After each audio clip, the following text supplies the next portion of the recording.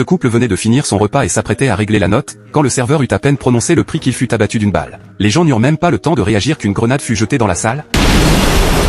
Deux hommes armés entrèrent alors à grands pas dans le restaurant, abattant tout le monde sur leur passage. Les clients tombèrent les uns après les autres sous leurs coups de feu. Revenons en arrière d'1 heure. 10 hommes aux airs graves débarquèrent de la mer, arrivés en kayak. Suivant les instructions d'une voix mystérieuse dans leurs écouteurs, ils se séparèrent en 5 groupes, se dirigeant respectivement vers la gare centrale et l'hôtel Taj Mahal. À ce moment-là, l'affluence d'invités à l'hôtel Taj Mahal ne diminuait pas. Depuis plus d'un siècle, cet établissement avait accueilli des personnalités politiques et des milliardaires du monde entier. Une famille de riches était conduite vers la suite présidentielle. Pendant ce temps, de l'autre côté de la ville, dans les toilettes de la gare centrale, un homme ouvrit son sac à dos à l'intérieur, des mitraillettes et des grenades. Il jeta un regard perçant à son reflet dans le miroir, puis sortit et abattit un rafale de balles dans tous les sens. Le gardien des toilettes, horrifié, resta figé sur place. En même temps, dans un café, ce couple s'apprêtait à payer et à partir. Soudain, le serveur fut abattu d'une balle. 2 hommes brandissant des mitraillettes entrèrent dans le restaurant, leurs visages impassibles, tuant quiconque se croisait sur leur chemin. Le couple profita de la confusion pour s'enfuir, tandis que des explosions résonnaient sans arrêt derrière eux. Les foules paniquées se précipitèrent vers l'hôtel Taj Mahal, où l'atmosphère était encore d'un calme paradisiaque. Personne ne soupçonnait que le cauchemar était imminent.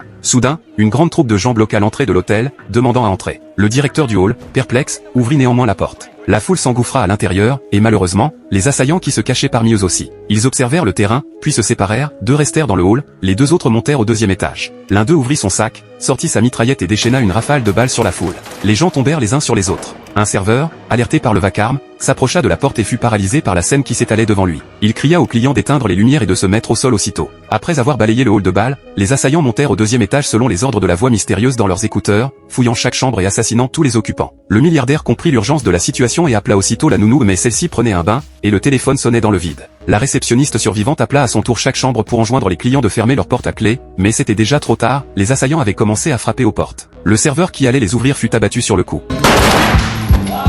À ce moment-là, la nounou venait de sortir de son bain et d'attraper l'enfant dans ses bras quand le téléphone du milliardaire retentit. Il lui cria de ne pas ouvrir la porte pour aucun motif, mais le signal était trop mauvais et elle ne distinguait pas un mot de ce qu'il disait. Soudain, des coups frappèrent à la porte. On vit la nounou s'approcher lentement et ouvrir la porte, doucement.